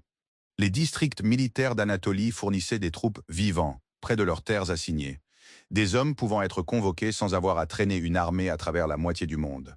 Des forteresses gardaient l'école. Des flottes gardaient les détroits et les routes maritimes qui nourrissaient la capitale. La cour utilisait aussi la diplomatie comme une arme. Des envoyés voyageaient avec des cadeaux et des lettres écrites dans un grec soigné, promettant l'amitié tout en visant à séparer les ennemis de leurs alliés. Durant ces années, des étrangers arrivaient à Constantinople et regardaient avec stupéfaction. Ils voyaient les murs, les ports, les dômes et l'or. Ils voyaient des gardes disciplinés aux portes. Ils voyaient des fonctionnaires comprenant la paperasse et ils voyaient une cité dont l'attaque semblait terriblement coûteuse. Les guerres en Orient continuaient et les victoires commençaient à s'accumuler. Des émirats arabes tenaient des points forts à la frontière et envoyaient des pillards en Anatolie pour le butin et les captifs. Les commandants byzantins répondaient par des contre-raids brûlant les fermes et saisissant le bétail. Les prisonniers étaient ramenés sous garde pour être vendus ou échangés. Dans la capitale, les captifs apparaissaient parfois lors de processions triomphales, marchant derrière un général pendant que la foule regardait et criait. Certains jetaient des fruits, d'autres des pierres. L'Empire reconstruisait également sa position en mer. La Crète, tenue par des forces musulmanes utilisant l'île comme base de piraterie, était devenue une plaie béante pour le commerce byzantin. Des navires marchands disparaissaient, des villages côtiers se réveillaient sous les cris et la fumée. La cour écouta les rapports et s'engagea finalement dans une opération d'envergure. En 960, le général Nicéphore Phocas mena une vaste expédition contre la Crète. La flotte transportait des engins de siège, du bois et des sacs de clous, ainsi que des soldats sachant qu'ils pourraient mourir sur une île loin de chez eux. Ils débarquèrent, marchèrent vers la forteresse principale de Chandax et commencèrent un siège qui s'étira pendant des mois. Des hommes creusèrent des tranchées, d'autres bâtirent des rampes. Les ingénieurs mesuraient les distances, les archers tiraient derrière des abris. Des attaques nocturnes avaient lieu quand les défenseurs tentaient de brûler les ouvrages de siège. Les assaillants répondaient avec des seaux d'eau et de sable. Quand les murs cédèrent enfin, les soldats se déversèrent dans la cité. Le sang coula dans des rues défendues avec désespoir. La capture de la Crète supprima une menace et rouvrit la mer. Cela prouva aussi une chose aux ennemis de l'Empire. Constantinople pouvait encore planifier, financer et exécuter une campagne majeure. Nicéphore Phocas monta plus haut encore. Il devint empereur en 963 après la mort de Romain II et entra au palais avec la manière d'un homme habitué à donner des ordres dans un camp. Il portait des vêtements militaires plus souvent que des robes de cour. Il dormait peu. Il écoutait les rapports en mangeant, ses yeux parcourant une page, tandis que sa main déchirait le pain. Il continua de pousser les armées vers l'est. Ses troupes prirent la Cilicie. Elles avancèrent en Syrie du Nord. Elles s'emparèrent de cités par l'assaut et la négociation. L'Empire regagnait du terrain perdu depuis des siècles. Cette résurgence avait un coup visible sur les visages des soldats revenant avec des doigts en moins ou des cicatrices sur la joue. Elle se voyait aussi dans les villages payant la guerre en grains et en fils. Nicéphore dépendait de l'armée et d'un cercle étroit de conseillers. Il dépendait aussi d'une femme assise au centre des intrigues de cour. L'impératrice Théophano, veuve de Romain II, restait proche du pouvoir. Elle avait épousé Nicéphore pour sécuriser sa position. Elle observait son austérité et sa suspicion. Elle observait aussi un autre homme, Jean Tzimiskès, un général talentueux doté de charme et d'ambition. Les courtisans murmuraient, les serviteurs écoutaient aux portes. Une nuit de décembre 969, des conspirateurs entrèrent au palais par un passage connu des initiés. Ils se déplacèrent dans les couloirs sombres, dépassant les gardes endormis, et atteignirent la chambre de l'empereur. Nicéphore se réveilla au bruit des pas et leva les mains. Les assaillants le tuèrent sur le sol. Le matin venu, Jean Tzimiskès se tenait en robe de cour et revendiquait le trône, tandis que Théophano était envoyé en exil. Le palais nettoya le sang et reprit sa routine en quelques jours. C'était la politique byzantine dans sa forme la plus efficace. Un dirigeant mourait, l'État continuait. Jean Tzimiskès se battit comme un homme sachant que sa légitimité reposait sur les résultats. Il fit campagne en Orient et gagna des victoires lui permettant d'entrer dans les cités conquises avec des processions et des prières publiques. Il fit aussi face à des troubles venant du Nord. Les Russes, un peuple voyageant par fleuve et par mer sur de longs bateaux, étaient entrés en mer Noire et pressés dans les Balkans. Leur chef voyait une opportunité dans le territoire bulgare et dans la faiblesse impériale. Ils arrivaient avec des haches, des lances et une volonté brutale de prendre ce qu'ils voulaient. Les fonctionnaires byzantins rassemblèrent des informations via les marchands et les éclaireurs. Des messages arrivaient au palais avec les noms des villes attaquées et le nombre de captifs emmenés. Jean répondit par une campagne impliquant des marches dans la boue et des batailles près de points fortifiés. Ses troupes repoussèrent les Russes, les combattirent au corps à corps et forcèrent leur chef à négocier. L'Empire utilisa ensuite une méthode familière. Il offrit des cadeaux et des accords redirigeant le danger loin de Constantinople. La cour comprenait qu'une bataille pouvait mettre fin à un raid, mais qu'un traité pouvait détourner une menace pendant 10 ans. Au moment où Basile II émergea comme dirigeant central, l'Empire semblait fort, mais aussi dangereusement dépendant d'un commandement capable. Basile devint empereur jeune, et des fonctionnaires plus âgés tentèrent de le contrôler. Basile observa. Il apprit les visages de ceux qui parlaient à la cour. Il apprit quels hommes contrôlaient les troupes, l'argent et l'accès à sa personne. Deux puissants généraux, Bardas Cléros et Bardas Phocas, se révoltèrent à différents moments, soutenus par des armées et des réseaux de familles aristocratiques, enrichis par les terres provinciales. Basile répondit par la patience et la brutalité. Il bâtit des coalitions, utilisa les rivalités et engagea des alliés quand nécessaire. À un moment, il sollicita le dirigeant des Russes et proposa un accord qui amena des soldats étrangers au service impérial. Ces hommes arrivèrent comme de grands gardes, aux armes lourdes et aux manières directes. Le genre d'hommes capable de tenir un couloir pendant que les courtisans paniquaient. Basile les utilisa. Il utilisa aussi la victoire pour remodeler l'équilibre des pouvoirs au sein de l'Empire. Chaque rébellion lui donnait une raison de briser des domaines, de confisquer des propriétés et de réduire l'indépendance des familles puissantes. Il émit des lois visant à empêcher les grands propriétaires d'absorber les terres des petits exploitants, car ces derniers fournissaient les taxes et les soldats. Un propriétaire avalant des villages avalait aussi les recrues. Basile le comprenait. Ces politiques étaient tranchantes. Une famille pouvait perdre sa terre d'un coup de plume et par la présence d'une escouade de soldats à sa porte. Basile choisit la Bulgarie comme champ de bataille central de son règne. L'État bulgare, sous le tsar Samuel, contrôlait des montagnes, des cols et des forteresses bloquant les mouvements byzantins dans les Balkans. Les pillards bulgares frappaient le territoire impérial, brûlaient les villages et prenaient des captifs. La frontière du Danube restait active face à d'autres menaces. Mais la Bulgarie était la plus proche et la plus constante. Basile en fit une affaire personnelle et poursuivit la guerre, année après année. Il ne la traita pas comme une campagne saisonnière pour le butin, mais comme un projet d'élimination. Il marchait au printemps et en été. Il marchait en automne. Il bâtit des routes et répara des ponts. Il traîna du matériel de siège à travers des cols forçant les hommes à avancer en file indienne. Il campa sous la pluie.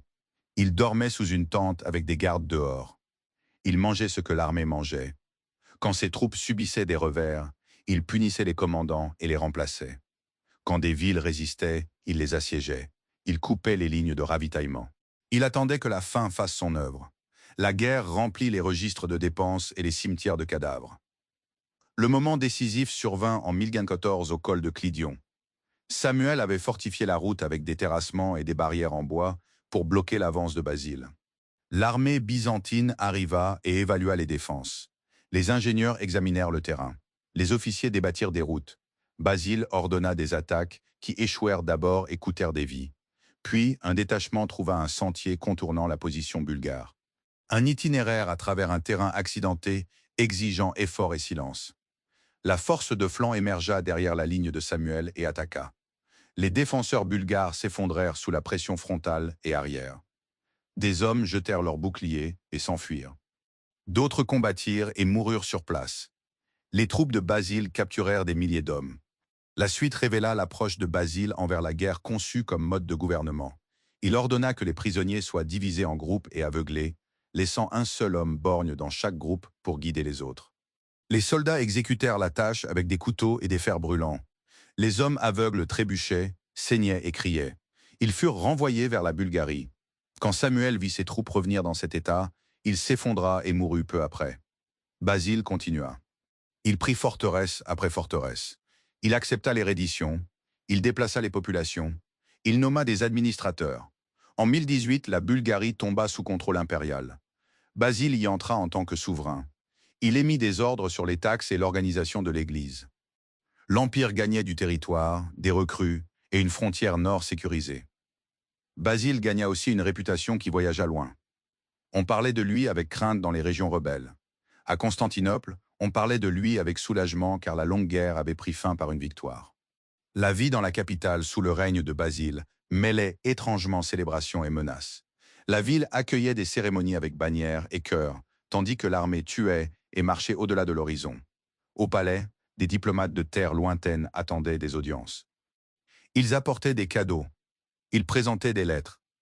Ils observaient les rituels de cour avec un mélange d'effroi et de calcul. Basile utilisait ces audiences pour façonner les perceptions étrangères. Il les faisait attendre quand il voulait affirmer sa dominance. Il offrait des cadeaux somptueux quand il voulait acheter la paix. Il tenait aussi ses propres nobles en laisse courte.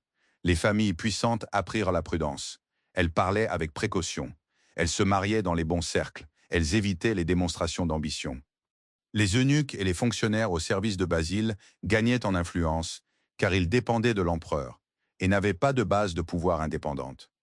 Basile préférait cela. Il faisait confiance aux hommes qui avaient besoin de lui.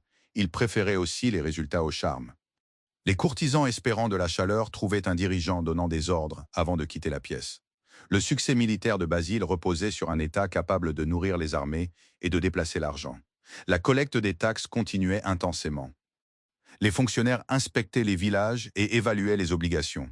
Les fermiers payaient en pièces ou en nature. Quand ils ne pouvaient pas payer, ils risquaient des pénalités incluant la saisie de leurs biens. L'État maintenait des installations de stockage pour le grain et l'équipement. Il entretenait des arsenaux. Il entretenait des chantiers navals. Le port de Constantinople restait encombré. Les navires arrivaient avec du bois, du grain et des produits de luxe. Les marchands étrangers payaient des taxes et négociaient avec les fonctionnaires. La cité restait assez riche pour financer de grandes constructions et des rituels élaborés. Les églises étaient entretenues. Les monastères détenaient des propriétés. Les artisans produisaient des icônes, des bijoux et des textiles fins. Les savants copiaient des manuscrits. Cette activité culturelle n'exigeait pas de grands discours. Elle exigeait de la stabilité, du mécénat et un marché. Les victoires de Basile contribuaient à cette stabilité. Son contrôle interne, rigoureux, y contribuait aussi. Les gens pouvaient prédire les règles, même s'ils ne les aimaient pas. À la mort de Basile II en 1025, l'Empire était plus vaste et plus fort qu'il ne l'avait été depuis des siècles. Le trésor possédait des réserves. L'armée comptait des troupes expérimentées. Les frontières dans les Balkans semblaient sûres. La frontière orientale restait active, mais l'Empire avait de l'influence et de la profondeur. Basile ne laissa pas de fils. Son frère Constantin VIII lui succéda, un homme aimant la vie de cour et s'appuyant sur ses conseillers. La politique de palais changea. Les fonctionnaires cherchèrent des accès. Les familles aristocratiques virent une opportunité. La discipline imposée par Basile commença à s'adoucir là où l'application dépendait de son attention personnelle. Constantin VIII avait des filles et organisa des mariages devant façonner la période suivante. Le palais s'emplit de discussions sur les alliances, les dots et les nominations. Les généraux observaient ces changements et calculaient leurs perspectives. L'armée existait toujours, toujours entraînée, toujours capable. Les États ennemis au-delà de la frontière existaient aussi, toujours patients, toujours à l'affût. L'Empire avait atteint un sommet bâti sur un travail et une force constants. Ce sommet reposait sur des décisions humaines, et la suite des décisions allait déterminer si la structure tiendrait. Un messager chevauchait sous la pluie d'Anatolie, une sacoche de cuir battant contre sa hanche et un rapport froissé aplati sous sa ceinture. Il avait traversé des villages aux toits affaissés et aux champs maigres, après des années de raids. Il atteignit la première garnison d'importance et trouva des hommes nettoyant la boue de leurs bottes et séchant des cordes d'arc près de feux enfumés. L'officier de service lut le rapport à la lueur d'une lampe, puis l'envoya plus loin avec un nouveau sceau. Le message remonta la chaîne de commandement comme une fièvre parcourt une maison. Au moment où il atteignit Constantinople, L'encre sur la page décrivait un désastre que même les fonctionnaires chevronnés peinaient à faire entrer dans la routine. L'armée d'Orient avait été écrasée près de Manzikert. L'empereur romain IV Diogène avait été capturé. Les soldats s'étaient dispersés, les commandants s'étaient enfuis. Les villes de la frontière commençaient à fermer leurs portes et à envoyer leurs propres messagers pour supplier qu'on les aide. Au palais, les clercs copièrent le rapport dans les registres et l'attachèrent à des avertissements antérieurs qui avaient été ignorés ou repoussés. Un fonctionnaire de cour apporta le dossier dans une chambre où des ministres attendaient, le visage tendu et la bouche sèche. Ils posèrent les mêmes questions que tout régime pose après un effondrement sur le champ de bataille. Combien de survivants? Quelles unités restent-elles? Quelles forteresses peuvent encore tenir? À quelle vitesse l'ennemi avance-t-il? Personne dans cette pièce ne pouvait répondre avec assurance. Les Turcs seldjoukides n'eurent pas besoin de conquérir chaque cité par l'assaut. Ils entrèrent en Anatolie par des routes ouvertes par la panique et la paralysie politique. Parfois on négociait, parfois on se rendait. Certaines villes furent abandonnées par des troupes impériales privées de soldes et de direction. Des groupes nomades suivirent avec troupeaux et tentes, prenant les pâturages et s'installant là où la terre leur convenait. Les propriétaires terriens byzantins s'enfuirent vers l'ouest, emportant clés et icônes et tout l'argent qu'ils pouvaient cacher dans des linges. Les monastères reçurent des réfugiés et dressèrent des listes de donations promises en échange d'un abri. Les registres fiscaux devinrent de la fiction dans les districts où l'État ne collectait plus rien. L'armée que Basile II avait maintenue serrée et disciplinée avait changé dans les décennies suivant sa mort. Les factions de cour remplacèrent les commandants compétents. Les familles aristocratiques achetèrent de l'influence. Les soldats servaient des termes plus courts ou évitaient le service par des paiements.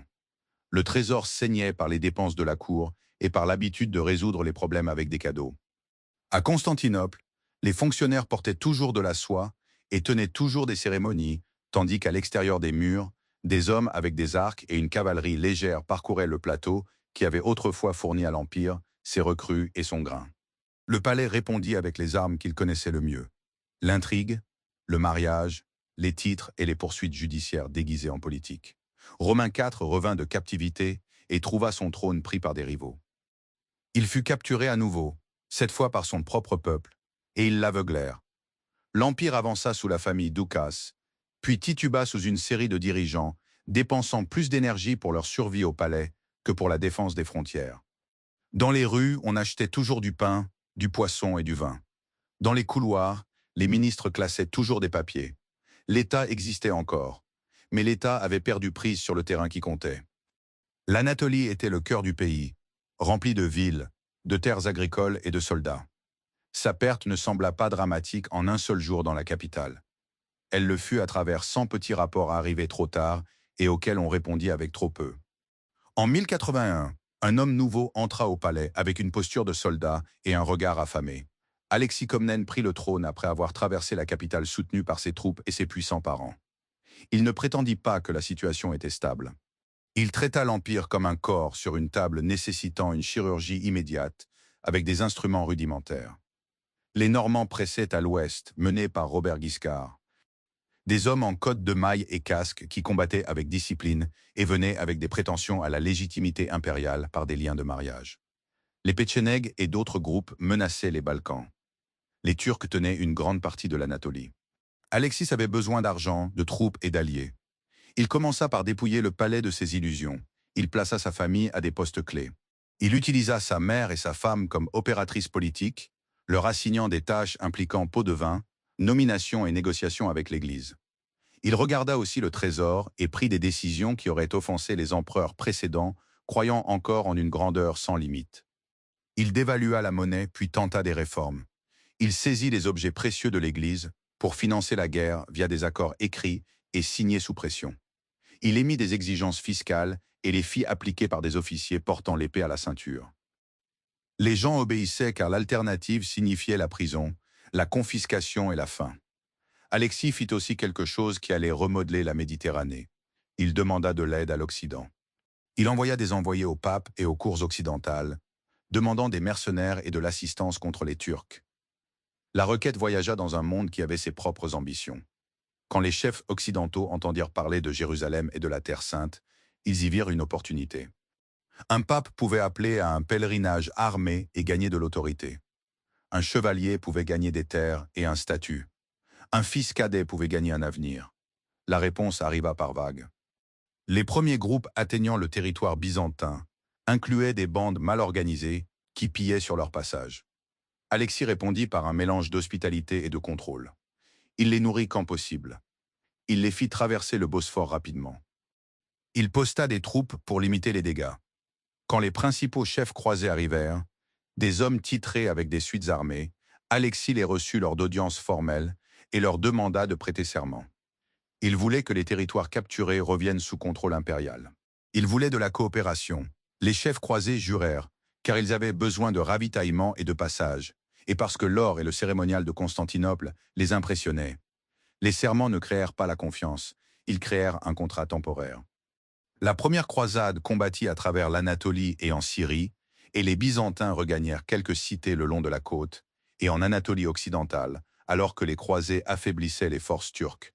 Alexis envoya des détachements byzantins pour revendiquer les villes rendues. L'Empire regagna Nicée et d'autres positions importantes. Les croisés établirent ensuite leurs propres États au Levant, et les relations devinrent tendues. Les seigneurs occidentaux traitaient la terre capturée comme leur prix. Les fonctionnaires byzantins la traitaient comme un territoire impérial temporairement géré par des soldats étrangers. Les deux camps écrivirent des lettres et échangèrent des envoyés. Les deux camps s'observèrent durant les négociations, la main proche de la garde de l'épée. À Constantinople, les fonctionnaires de la cour notaient chaque insulte et chaque rupture d'accord. Dans les États croisés, les chefs racontaient des histoires sur la déception et l'arrogance byzantine. La méfiance se durcit. L'Empire avait gagné du temps et quelques territoires, et il avait introduit une présence armée occidentale massive en Méditerranée orientale. Des hommes poursuivant leurs propres buts et se méfiant de la bureaucratie de la capitale. Alexis et ses successeurs de la famille Comnène maintinrent l'Empire par leurs compétences et une attention constante. Jean II Comnène fit campagne régulièrement, poussant en Anatolie, sécurisant les routes et réclamant des villes par le siège et la négociation. Manuel Primieux suivit avec ambition et un goût pour le style occidental. Il organisa des tournois et cultiva les chevaliers occidentaux tout en maintenant l'administration byzantine. Il combattit en Hongrie, en Italie et contre les Turcs, dépensant de l'argent pour projeter sa puissance. Il se maria dans des dynasties occidentales et accueillit des envoyés occidentaux avec des cadeaux coûteux. L'Empire durant ces années semblait vigoureux, mais il dépendait aussi d'une machine coûteuse. Les armées exigeaient une paye, les forteresses exigeaient un entretien. La diplomatie exigeait des pots de vin et des dots. La cour exigeait du spectacle. Quand Manuel mourut en 1180, son héritier était jeune, et les factions de la cour agirent vite. Les régents se battirent. Des ministres furent traînés hors de leurs bureaux. Les habitants de la ville sentirent la faiblesse et devinrent dangereux. Andronic Comnène arriva comme un homme montant sur une scène qu'il croyait être la sienne. Il avait voyagé, comploté et survécu à l'exil. Il comprenait la foule. Il entra dans Constantinople en 1182 avec ses partisans et utilisa la colère publique contre la régence. La ville explosa dans la violence contre les résidents latins, des marchands et des familles, vivant dans la ville depuis des années sous permission impériale. Des foules se déplacèrent dans les quartiers, brisant les portes, pillant les boutiques et tuant les gens dans les rues. Les cadavres gisaient dans les ruelles, les survivants fuirent vers les navires. Andronic prit le pouvoir et régna par la paranoïa. Il ordonna des arrestations. Il tint des procès finissant par des mutilations et des exécutions. Il traqua ses rivaux et utilisa les châtiments publics pour maintenir les gens dans la peur. Pendant un temps, la peur produisit l'obéissance. Elle produisit aussi des conspirations. En 1185, après des échecs militaires et une haine croissante, la cité se retourna contre lui. Il tenta de s'enfuir. Il fut capturé. La foule se jeta sur lui, le battit et le tua. Un autre empereur prit le trône, Isaac II Ange, et le schéma se répéta. Faction de cour, faiblesse militaire, tensions financières, menaces étrangères. La stabilité interne de l'Empire s'effilochait alors que les ennemis extérieurs observaient et s'adaptaient. La 4e croisade commença comme un plan pour attaquer l'Égypte. Une cible stratégique pouvant affaiblir le contrôle musulman sur la Terre sainte. Les chefs occidentaux rassemblèrent chevaliers, navires et argent. Venise joua un rôle central car elle pouvait construire et fournir une flotte assez grande pour transporter une armée.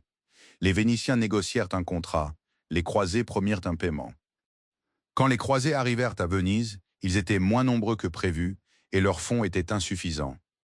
Les fonctionnaires vénitiens se réunirent dans des salles au sol de pierre et aux bannières accrochées au mur. Le doge Enrico Dandolo était vieux et aveugle, mais il dirigeait la négociation comme un homme sachant flairer la faiblesse. Il proposa une solution. Les croisés aideraient Venise à capturer Zara, une cité rivale sur l'Adriatique, qui s'était rebellée contre le contrôle vénitien. Les croisés acceptèrent. Ils attaquèrent une cité chrétienne. Ils la prirent. Cette décision révéla le problème central de l'expédition. Elle dépendait de l'argent et de la logistique contrôlée par Venise, et elle dépendait de chefs prêts à justifier presque n'importe quelle action par une nécessité temporaire. Durant l'hiver 1220-1203, une autre offre arriva, portée par des envoyés et façonnée par le désespoir. Alexis-Ange, un prince byzantin, s'était enfui de Constantinople après que son père, Isaac II, avait été déposé et aveuglé par son propre frère Alexis III. Le jeune prince promit aux croisés des sommes d'argent vastes, des provisions et un soutien militaire s'il l'aidait à regagner le trône. Il promit la soumission de l'Église byzantine à Rome. Il promit des soldats pour la cause croisée. La direction vénitienne écouta. Les barons croisés écoutèrent. L'offre résolvait les problèmes de liquidité immédiats et offrait un levier politique. Elle dirigea aussi l'expédition droit sur Constantinople.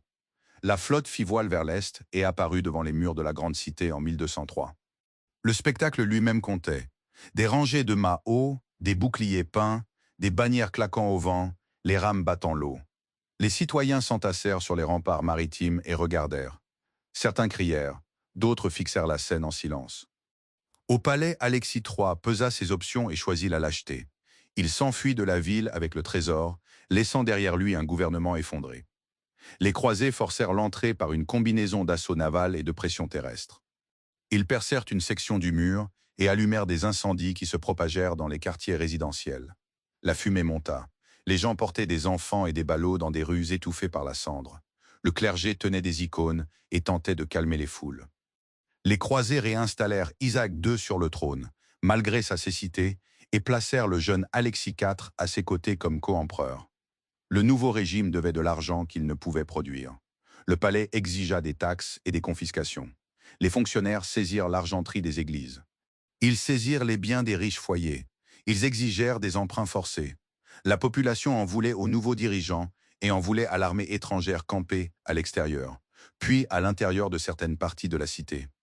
Les soldats croisés s'impatientaient. Les marchands vénitiens exigeaient leur paiement. L'argent promis n'apparaissait pas. La relation s'envenima. Des affrontements éclatèrent. Les incendies reprirent. Des quartiers brûlèrent. L'armée étrangère voyait la ville comme une otage. La ville voyait l'armée étrangère comme une force d'occupation. En janvier 1204, un coup d'État eut lieu à Constantinople. Un homme nommé Alexis Ducas, surnommé Mourtzouflos, prit le pouvoir.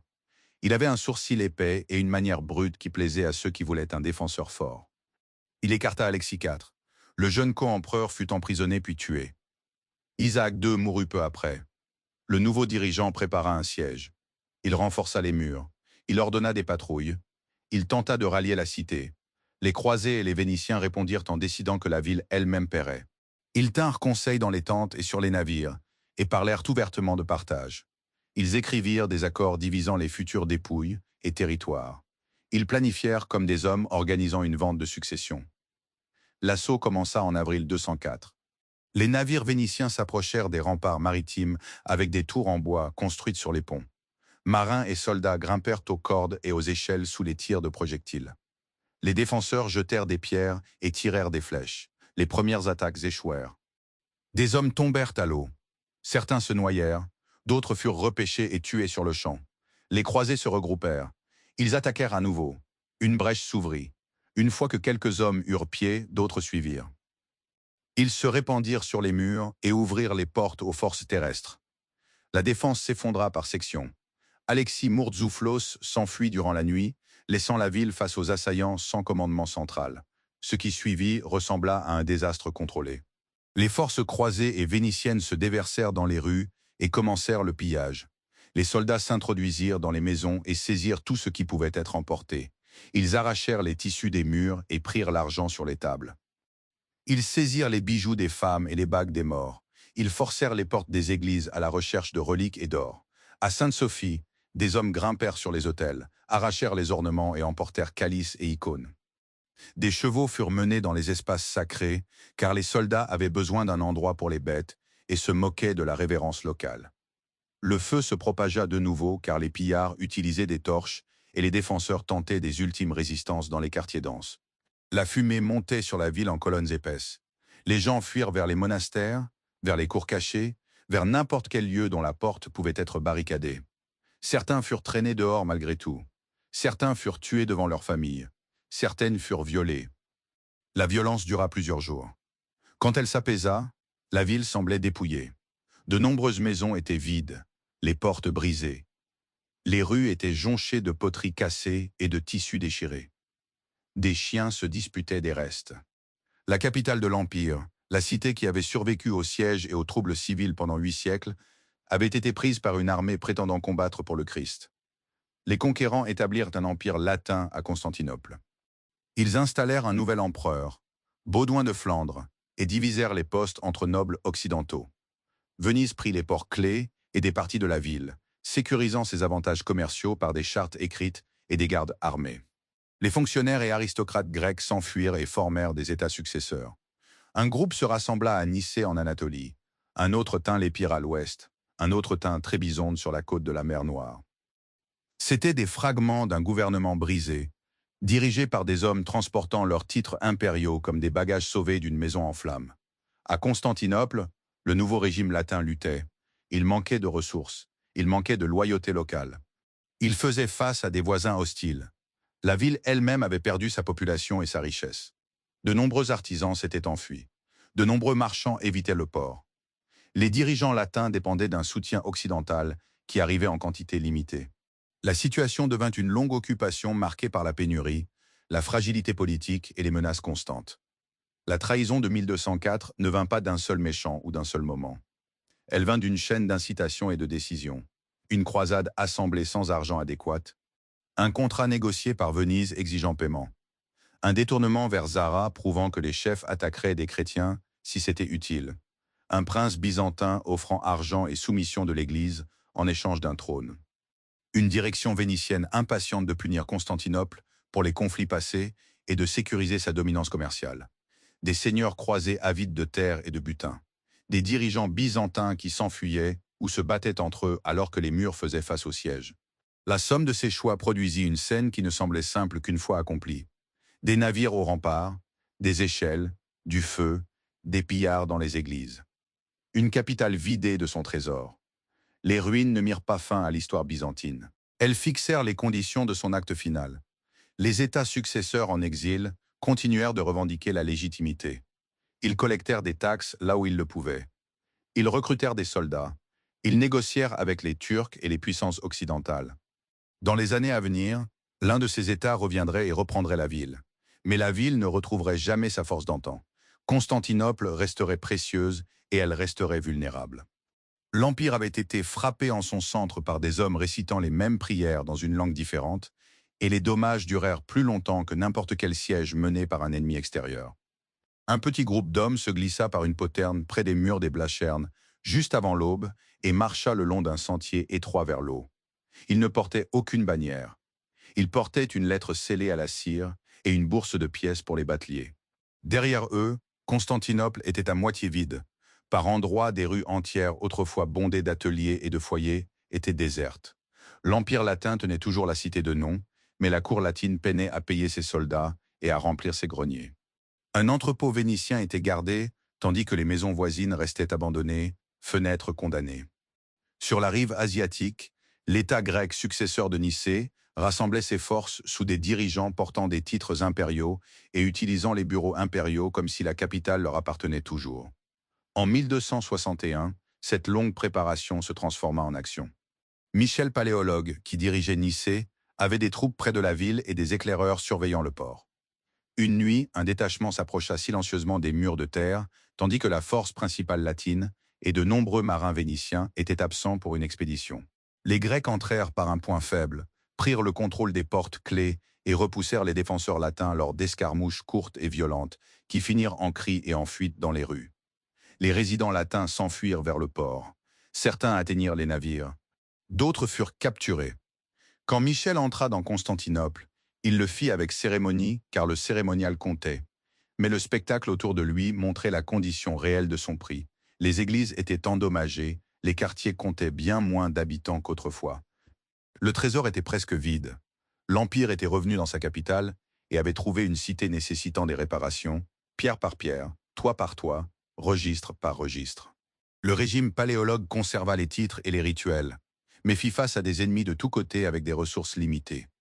L'Empire restauré tenait des parties de la Thrace, de la Grèce et quelques îles. Il reposait aussi sur des accords avec les puissances maritimes italiennes, qui extrayaient des privilèges tels que des exemptions de taxes et des quartiers commerciaux. Des navires génois jetaient l'ancre dans la Corne d'Or et opéraient depuis Galata avec leurs propres murs et leurs propres gardes. Les marchands vénitiens restaient actifs aussi. Ces enclaves étrangères ressemblaient à des voisins et à des rivaux à la fois.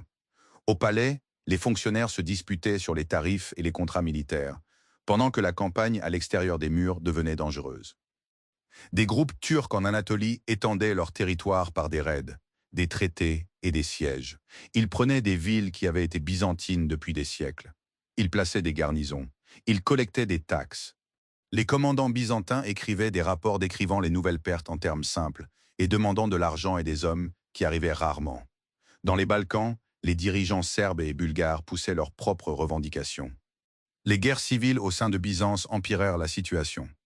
Des empereurs rivaux levaient des troupes, engageaient des mercenaires et les payaient avec des promesses de terre et de droits. Quand l'argent manquait, les mercenaires pillaient. Les fermiers fuyaient, les villages se vidaient. Une guerre civile au milieu du XIVe siècle attira les forces ottomanes comme alliés. Et ces alliés utilisèrent l'opportunité pour s'implanter en Europe. Les troupes ottomanes traversèrent les Dardanelles, prirent des positions et bâtirent une base qui devint permanente. Byzance avait encore les remparts autour de Constantinople et toujours une marine en petit nombre. L'État avait moins de soldats, moins de contribuables, moins de fermes et moins d'options. La cour continuait de tenir des cérémonies sous des plafonds peints, tandis que le monde autour d'elle se rétrécissait.